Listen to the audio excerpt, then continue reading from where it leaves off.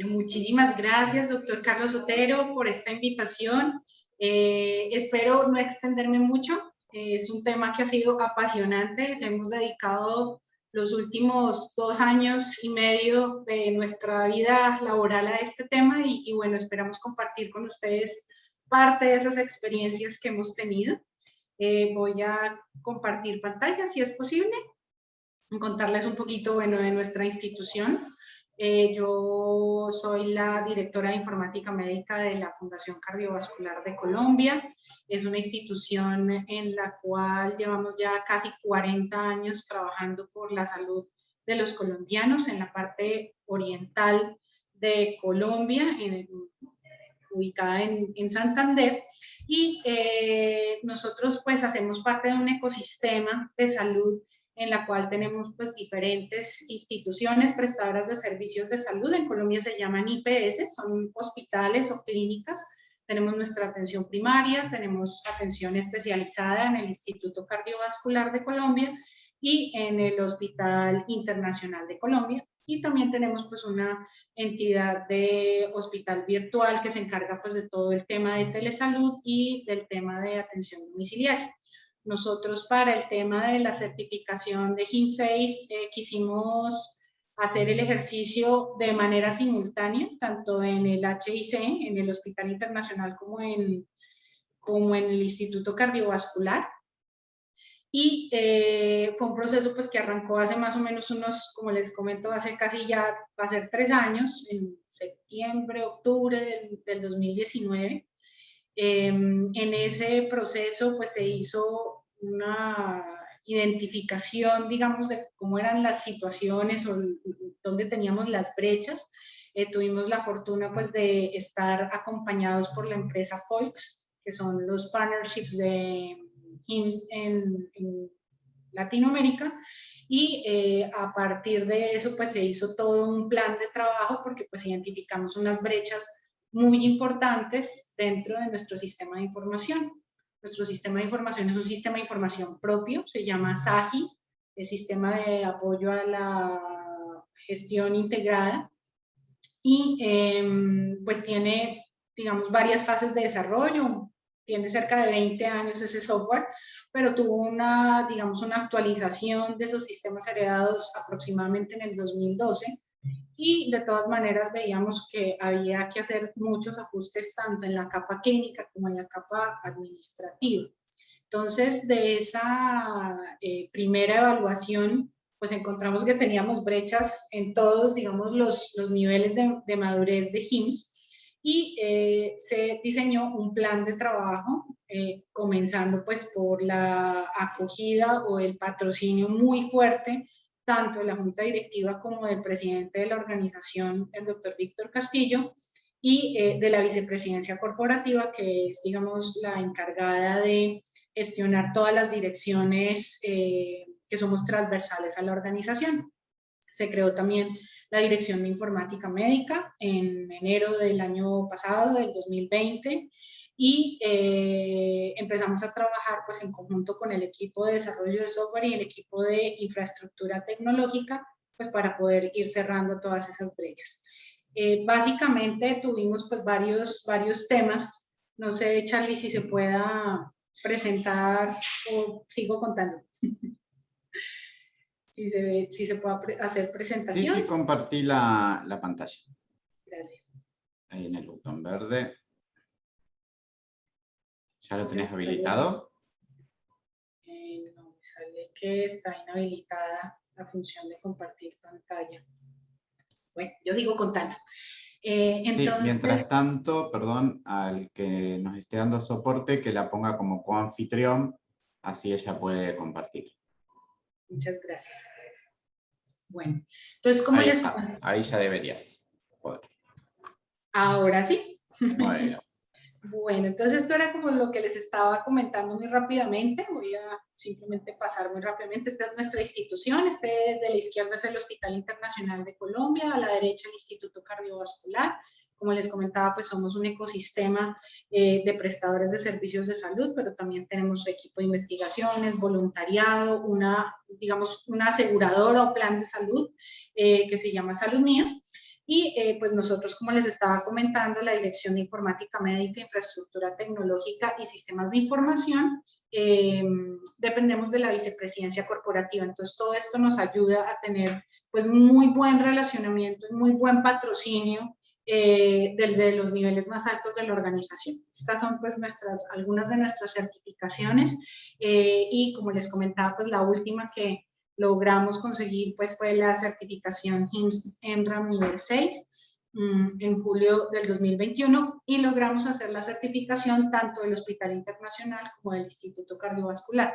Esto además se nos sumó, si ustedes se fijan en las fechas que les estaba comentando anteriormente, se nos sumó con el tema de la pandemia, pero ya era una decisión tomada y que necesitábamos, digamos, desarrollar, no solamente porque teníamos que seguir garantizando el cuidado, sino seguir creciendo dentro de nuestro ejercicio de planeación estratégica y además articular muchos elementos que fuimos adoptando y acompañando y madurando con respecto a la prestación de servicios frente a la situación de pandemia, ¿cierto? Como esto, el tema de ECMO, nos tocó fortalecerlo mucho, bueno, acompañar a los familiares, migrar hacia canales digitales, no olvidar la atención presencial, pues con todos estos temas de manejar la bioseguridad, manejar información que fuera lo más confiable posible para nuestros usuarios y sus familias. Entonces creamos los FCB Talks, pero virtualizamos nuestra maratón, que era un tema pues que se hacía presencial aquí en la ciudad de Bucaramanga, donde nosotros pues estamos,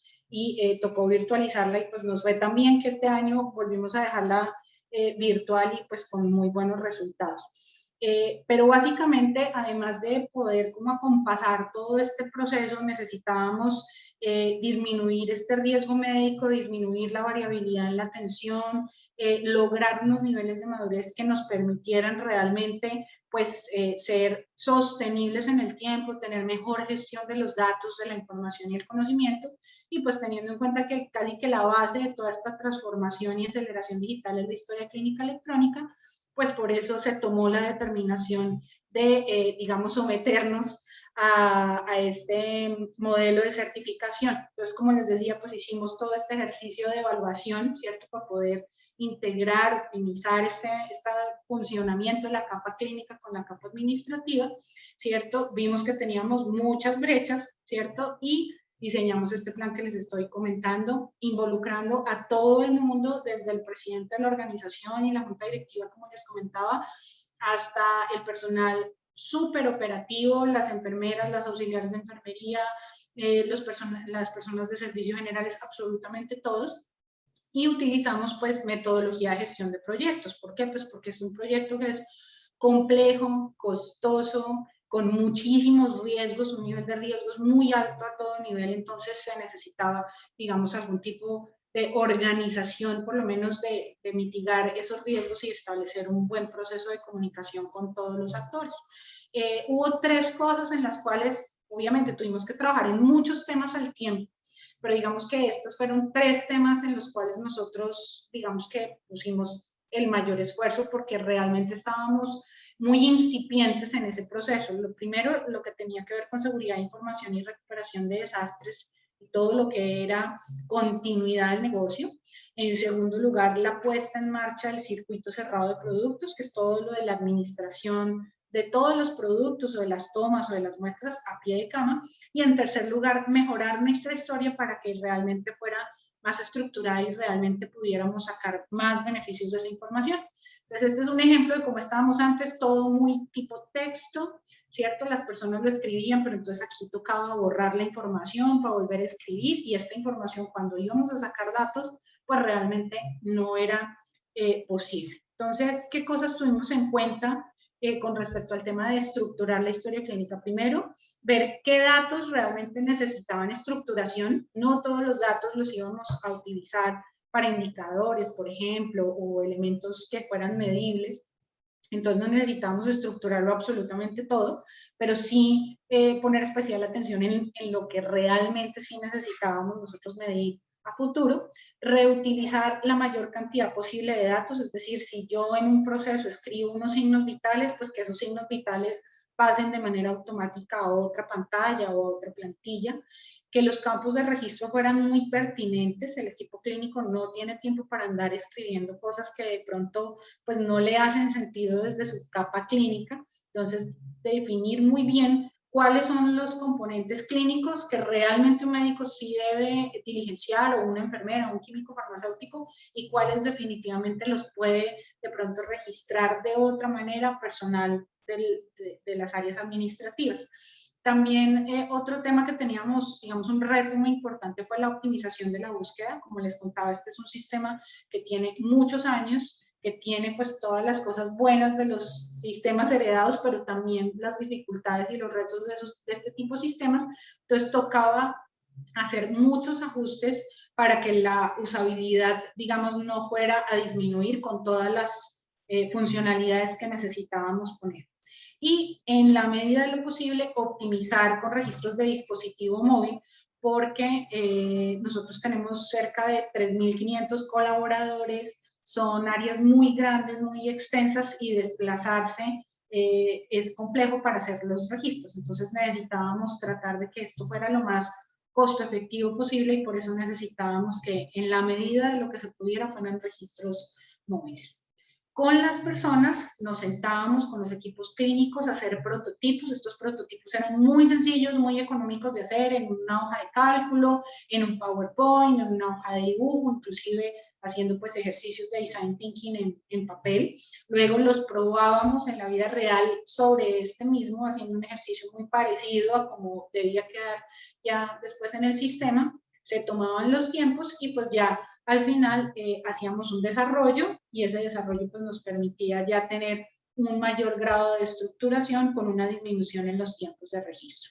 Otra cosa que fue supremamente importante, además de esas reuniones permanentes con los diferentes servicios y el seguimiento con los líderes de los servicios, hubo épocas en las que tuvimos reuniones todos los días durante 2 o 3 meses. Era la primera reunión del día, a las 7 de la mañana, para ver qué había pasado y qué teníamos pendientes del día anterior de acuerdo a esas diferentes líneas de trabajo, pero además hicimos un trabajo muy juicioso con los equipos de comunicaciones de la organización para tener a todo el mundo debidamente enterado de qué debíamos hacer, tips de seguridad, videos, infografías, para ayudar a que las personas pues se fueran, digamos, como metiendo dentro del proceso.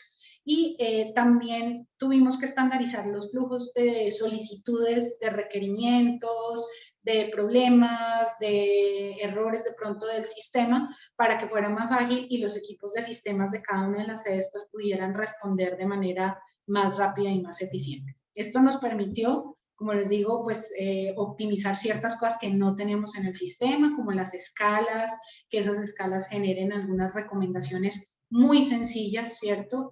Vamos en un paso, digamos, inicial de estos Clinical Decision Supports, pero era un tema que era muy importante que fuéramos trabajando en él. También todo lo que fue las interacciones de medicamentos, medicamentos con la alergia, medicamentos con alimentos, medicamentos con condiciones del paciente. Este fue un ejercicio que se hizo con Micromedex, y pues fue un proceso de integración que fue importante, pero también pues nos acarreó bastantes situaciones y muchos ejercicios de prueba, ensayo y error iterativo para poder ya después ponerlo a punto. Lo mismo con el tema de alertas de dosis máximas y mínimas. Nosotros, como les comentaba, tomamos la determinación de, en vez de hacer un desarrollo propio con configuraciones propias, decidimos contar con la base de datos de Micromedex, y bueno, hemos tenido unos resultados hasta ahora positivos. Y en el otro tema en el que trabajamos mucho fue, digamos, estructurando la información, pues fue con las vías clínicas. Hoy en día ya tenemos cerca de 7 vías clínicas incluidas dentro del sistema, y lo que hacemos básicamente es tener pues un facilitador con la guía de práctica clínica que pueda, digamos, utilizar el médico en cualquier momento a modo de consulta, sin tenerse que ir a otro sistema, pero además a partir de un back de las vías clínicas pues se pueden generar todas las recomendaciones o los paquetes de solicitudes para que el equipo médico pues pueda formular de mejor manera. Entonces, eso con respecto a la estructuración, esas fueron las tareas que tuvimos que hacer. Con circuito cerrado de productos fue un reto gigantesco, esta era nuestra primera línea de trabajo. Nosotros teníamos pensado hacia el mes de diciembre del 2020 tener ya listo todo lo que eran medicamentos y administración de leche materna y las nutriciones enterales y parenterales, después ir creciendo en medicación endovenosa, gasimetría, nutrición parenteral, en febrero productos de hemoderivados y en marzo pues ya todo lo que era medicamentos compuestos, medicamentos de alto riesgo, algunos insumos, dispositivos que podían llegar a ser costosos, pero la vida real es que en mayo estábamos todavía en este proceso. ¿Y por qué se nos alcanzó de pronto a atrasar un poquito? Logramos completar el ejercicio en el mes de junio, ¿cierto? Pero había muchas cosas que teníamos que hacer. Una de estas, y que yo creo que fue uno de los hitos más importantes, fue poner y articular lo que ya se tenía implementado en la organización de farmacia robotizada. Nosotros tenemos dos robots, ¿cierto?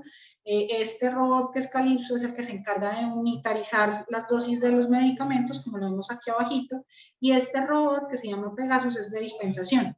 Teníamos que hacer toda la integración entre el sistema de la historia clínica y estos robots para que la dispensación cayera donde tenía que caer. Entonces, este fue un proceso que requirió mucho afinamiento técnico de alto nivel, porque además los robots, pues nosotros no, o sea, no había, digamos, como otro similar en Colombia, entonces digamos que nos tocó hacer muchos ejercicios, digamos, internos para hacer este afinamiento.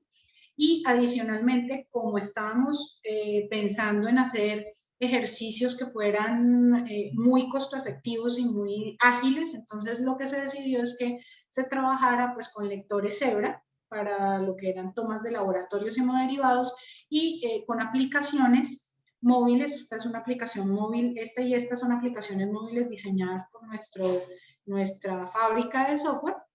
En una se hacía pues todo el tema de alistamiento. Esta aplicación tenía que ir integrada con esta farmacia robotizada para que se hiciera un despacho adecuado de las órdenes y posteriormente el equipo de enfermería poder hacer la administración a pie de cama con la aplicación a pie de cama. Y adicionalmente todo eso tenía que llegar a un informe para poder nosotros saber si se presentaba un error, cuándo se presentaba, a quién se le presentaba, y si era un error de pronto de la lectura de la manilla, de la lectura de la etiqueta del producto u otro tipo de error específico.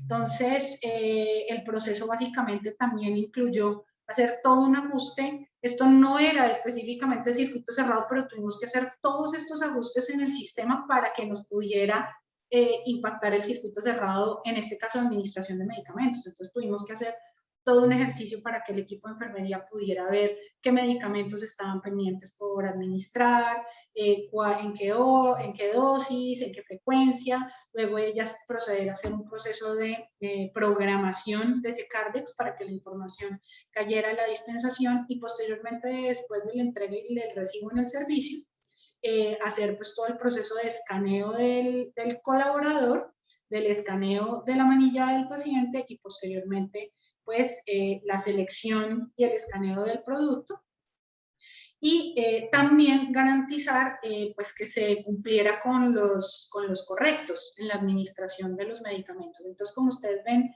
cada uno de estos elementos aporta un nivel de complejidad, digamos, adicional, y hay que tenerlo en cuenta de cara pues, a una certificación de este tipo, pero no solamente por las certificaciones, porque necesitamos garantizar la seguridad en un proceso que es crítico, como es la prescripción y la administración de los medicamentos. Aquí en este caso está pues, el enfermero jefe haciendo ya el escaneo del producto, salía el tipo, digamos, de producto que se estaba escaneando. Ahí en ese caso decía, bueno, sí, este medicamento está validado para este paciente en esta dosis, en esta frecuencia, para este horario de administración que usted programó, puede proceder a administrarlo, y en el momento en que se administraba y se hacía el registro de la administración, esa información caía directamente a la historia clínica.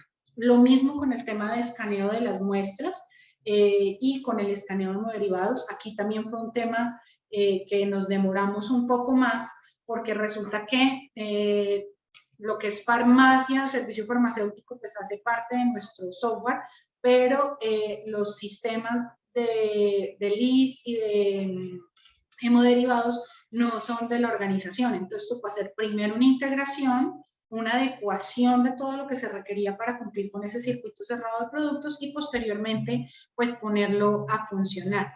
Adicionalmente pues me imagino que en otros países es igual. Aquí nosotros tenemos una legislación muy estricta con respecto al manejo de los hemoderivados y tocaba hacer unas trazabilidades adicionales para cumplir pues con la normativa vigente. Por eso ustedes ven cerca de 3 códigos de barras distintos que van en momentos diferentes y que deben validarse en cada momento para garantizar la trazabilidad de ese producto.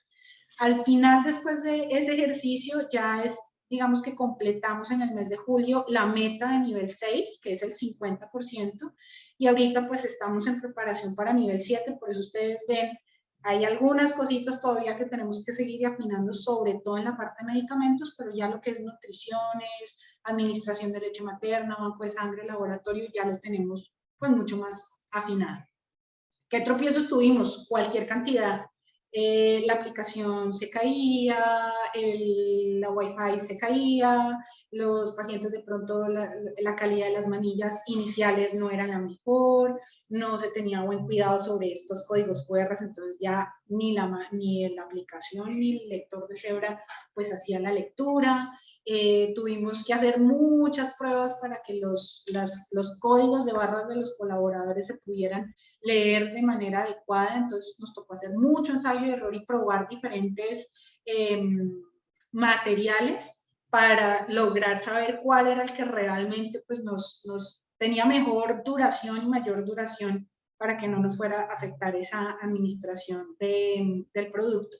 Y por ejemplo, este es un caso que a mí me gusta mostrarlo mucho porque fue cómo nos toca hacer todo el proceso iterativo de los códigos de barras de los teteros. Entonces, inicialmente, pues nada, no teníamos código de barras, después se hizo un primer ejercicio, pero este código de barras era muy chiquito, muy pequeño, entonces después nos lo ampliamos y miren que cambiamos el orden en el cual etiquetábamos los teteros, pero entonces tampoco era suficiente, entonces ya después nos tocó pasar a códigos QR y aquí mejoró esa administración, pero ustedes ven que esto está pues como curvo, entonces al estar curvo pues limitaba también la lectura del código QR hasta que nos dimos cuenta que la mejor manera para leer rápidamente ese código pues era poniendo digamos la administración de leche materna o de teteros pues de esta manera.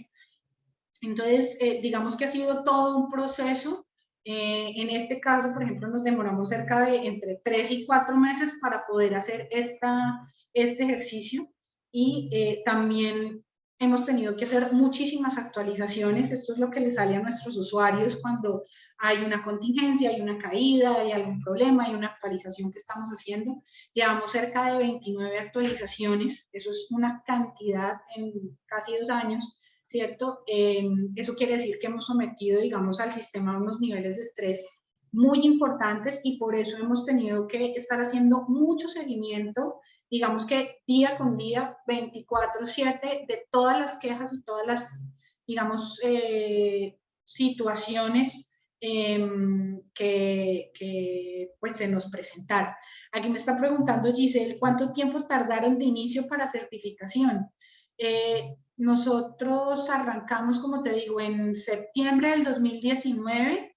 En noviembre del 2019 nos estaban entregando el primer informe de evaluación de las brechas para nivel 6 y logramos hacer la certificación nivel 6 en julio de este año. O sea, más o menos un añito largo, más o menos. Y en nivel 7 pues llevamos ya bastante tiempo también trabajándole. Ahí también hay un tema que es importante.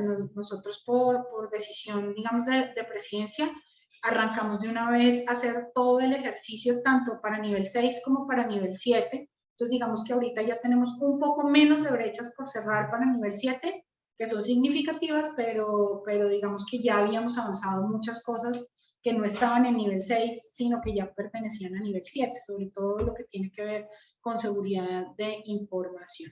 Entonces, como les comentaba, aquí ha sido clave es estar acompañando a las personas, a los médicos, al equipo de enfermería, al equipo de servicio farmacéutico, al equipo de nutrición y adicionalmente, digamos, estarlos escuchando permanentemente y hacer reportes y retroalimentaciones muy frecuentes para que ellos sepan que a pesar de que hay situaciones que son complejas, estamos trabajando para mejorar y para subsanar, digamos, las situaciones pues, que se puedan presentar. Muchos afinamientos, aquí simplemente les traigo pues fotos para que ustedes se den cuenta que esto es de insistir, persistir, persistir, ser muy tercos porque es un proceso de afinamiento constante y que no se puede dejar a mitad de camino, hay que hacer las cosas hasta que las podamos lograr, ¿cierto? Y en el camino pues se aprende muchísimo, muchos afinamientos, como les digo, nos dimos cuenta de que definitivamente nos funcionaba muchísimo mejor los códigos QR que los códigos de barras, ¿sí? También tuvimos esta situación, afortunadamente pues nadie se nos enfermó gravemente, pero hubo un momento en que tuvimos al 50% del equipo, tanto de desarrollo como el equipo de soporte de sistemas, como el equipo de soporte de informática médica, que estuvieron aislados por COVID y pues obviamente eso también tiene un impacto importante en el cumplimiento de los cronogramas. Entonces, afortunadamente, pues digamos que, como decimos en Colombia, la sacamos barata porque nadie, gracias a Dios, se nos enfermó gravemente, pero pues fue una situación con la que tuvimos que lidiar y que añadió pues obviamente mucha tensión a este proceso. Y para que todos estos desarrollos pues se puedan implementar, yo no puedo olvidarme ni de la infraestructura ni de los temas de seguridad. Entonces, al mismo tiempo que hacíamos todos estos ejercicios, tuvimos que hacer pues todo un proceso de fortalecimiento de la fibra oscura, de los data centers, de las redes telefónicas, de los firewalls, ¿sí? Hacer, digamos, redes redundantes, ¿cierto? Aquí tenemos pues una descripción de dónde está el Instituto Cardiovascular, dónde está nuestro centro tecnológico empresarial, que aquí hay otro data center, y dónde está el Hospital Internacional, y aunque pues estamos relativamente cerca, pues teníamos que trabajar en redundancia de toda esta información, también empezar a trabajar en temas relacionados con la medición de la disponibilidad del servicio, que no se nos fuera a bajar del 99.6%. Hemos tenido épocas en las cuales desafortunadamente esa disponibilidad ha bajado, principalmente por temas que son ajenos a nosotros, como ha sido construcción de carreteras y se rompen un cable o alguna cosa así. Entonces, todas esas cosas pues han tenido impacto en la disponibilidad del servicio y por eso es tan importante trabajar en fortalecer los procesos de contingencia. Aquí pues nos tocó cambiar también nuestros servidores, digamos, de identificación de intrusiones y amenazas, ¿cierto?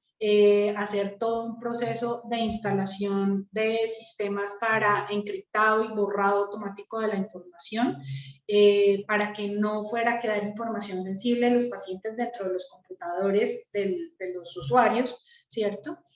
Hacer todo también un ajuste que todavía lo estamos haciendo sobre la depuración de roles, permisos por roles, por perfiles, que un usuario A tiene que tener acceso a solamente lo del usuario A y no tiene por qué estar entrando a otras cosas o registrando otras cosas. Entonces, ahí ha sido un ejercicio de depuración bastante grande.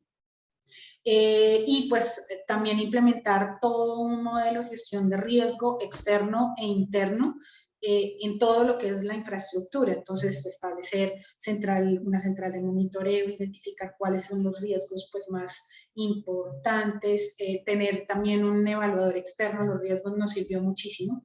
Y otro tema que definitivamente nos apoyó mucho pues, fue todo el tema de ambientes virtuales de aprendizaje. Como no podíamos reunirnos y mucha de la comunicación la hacíamos a través de nuestro chat interno, de nuestros correos institucionales, entonces también aprovechamos que teníamos una granja de ambiente virtual de aprendizaje en Moodle y hicimos el montaje de nuestros cursos allí. Esta era una estrategia que hace 3 años realmente en la institución prácticamente no se utilizaba y a raíz de la pandemia pues nos tocó también aprender, digamos, a apropiarla y a ponerla en nuestro beneficio.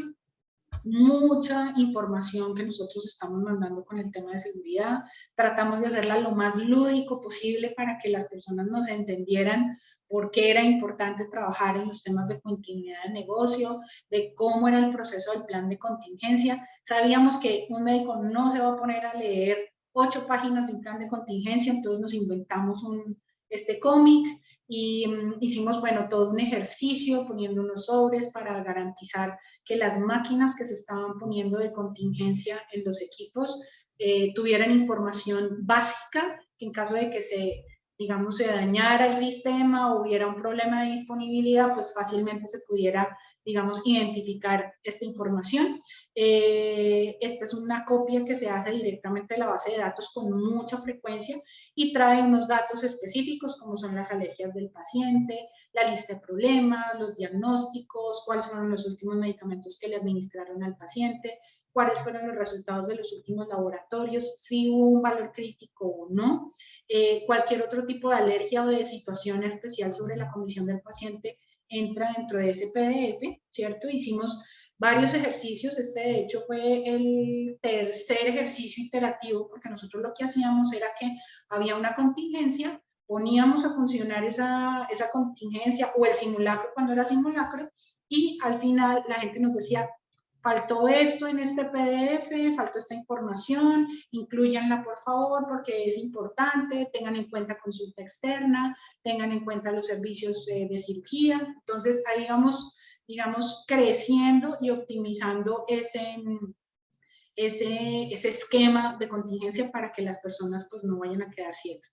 Y otro desarrollo muy bonito que se hizo fue el monitoreo de las máquinas de contingencia, en las cuales si hay alguna que esté de pronto fallando o molestando, pues inmediatamente genera una notificación o avisa si esa máquina de contingencia fue abierta o la clave de la contingencia fue abierta para identificar pues dónde hubo de pronto alguna situación pues digamos afectada, ¿cierto? Entonces ahí nos trae digamos estas alertas y pues algunos efectos de los simulacros, estos ya definitivamente pues las personas cada vez se acostumbran más a usar el sistema, altamente dependientes del sistema, ya llega un momento en que no saben usar papel, escriben en las hojas en un orden que no es, se les va olvidando y digamos que eso tiene sus situaciones complicadas desde la contingencia, pero también es muy bueno porque nos indica que hay un proceso de transformación digital importante.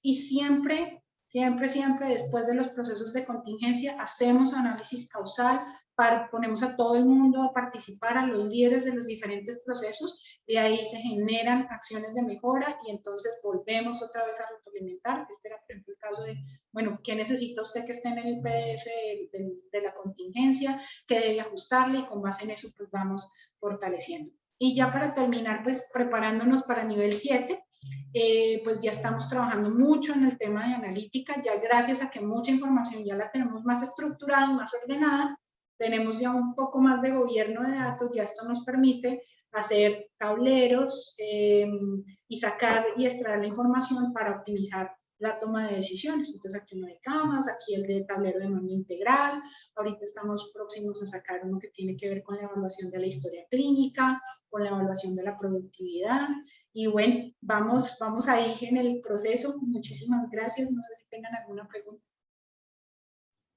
Muchas gracias, Caro. Sí hay una pregunta de Norberto, creo que la de Gisela respondiste mientras iba avanzando tu presentación. Norberto dice, ¿cómo convencieron a la dirección de la necesidad-ventaja de avanzar en el proyecto de certificación? Bueno, aquí fue una cosa muy curiosa, porque realmente el que estaba absolutamente convencido de este tema desde hace mucho tiempo fue el doctor Castillo, el presidente de la organización. Entonces, realmente, más bien ha sido al revés. El doctor ha tenido que convencer al resto de los líderes de la importancia de este tipo de certificaciones, y no por la certificación per se, sino porque definitivamente veíamos que había que hacer, digamos, un ajuste profundo de nuestros sistemas de información, y que la manera, digamos, más adecuada para hacerlo, o el camino que nos permitía hacerlo de una manera más rápida y más organizada también, era pues a partir de la certificación HIMSS. Además, porque cuando uno está sometiéndose a este tipo de cosas, pues tiene que exigirse, ¿cierto?, fuertemente, y eso hace que la voluntad pues se ponga a prueba y al final tengamos que dar todos como el resultado. Mientras que si de pronto no estábamos dentro de una certificación, de pronto nos volvemos un poco más laxos con los tiempos, con las entregas, como bueno, no pasa nada. Cuando ya tienes tú una meta de una certificación y que debes cumplir en un lapso específico de tiempo, pues tienes que hacer lo posible para que funcione. Bien. Bueno, la verdad que es súper interesante la experiencia.